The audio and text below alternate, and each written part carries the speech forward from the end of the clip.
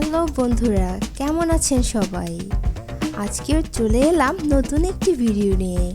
আজকের ভিডিওতে থাকছে আশ্চর্যকর সুন্দর কিছু নদী সম্পর্কে।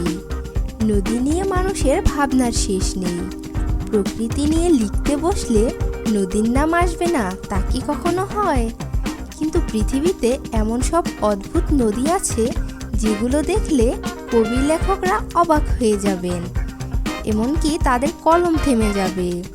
কখনো কখনো ভয়ে গা শিরশির করে উঠবে। তো আজকে আমরা এমনই কিছু নদী সম্পর্কে জানতে চলেছি যা আপনি এর আগে কখনো শুনেননি। স্ট্যান্স রিভার ইন ইরাক। নদীর পানিতে বালু থাকবে, এটাই স্বাভাবিক, কিন্তু বালুতে পানি থাকলে কেমন অদ্ভুত দেখতে হয় তা এই বালুর নদী দেখে নিশ্চয়ই বুঝে গেছেন।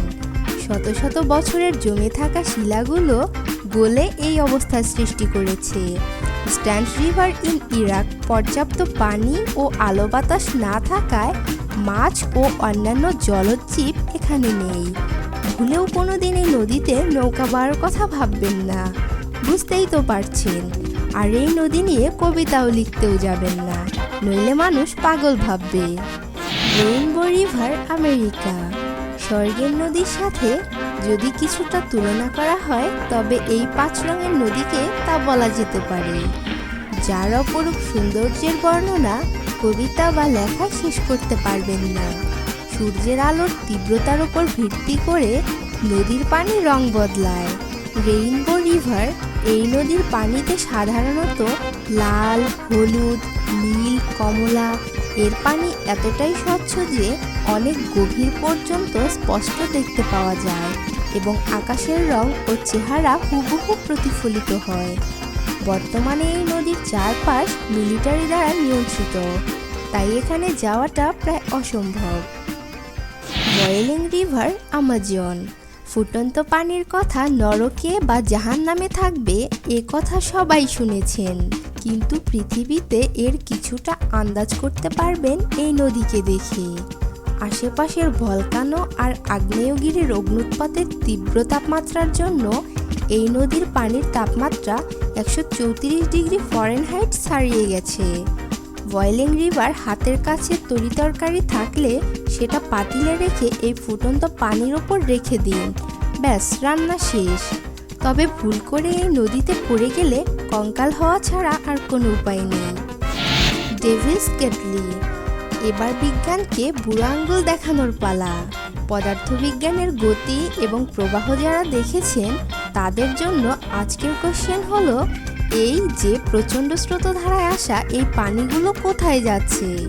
ভিডিওতে দেখতে পাচ্ছেন নদীর পানিগুলো এই গোল চত্বরে এসে মিশে যাচ্ছে, কিন্তু পানির উচ্চতা বাড়ছে না।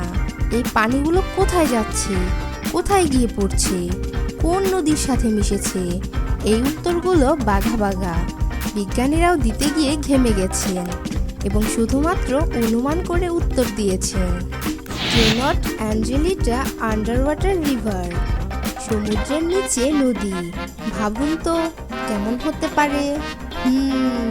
কথাটা শুনে মনে হয় অনেকেই হাসলেন। সমুদ্রের নিচে আবার কিভাবে নদী থাকে?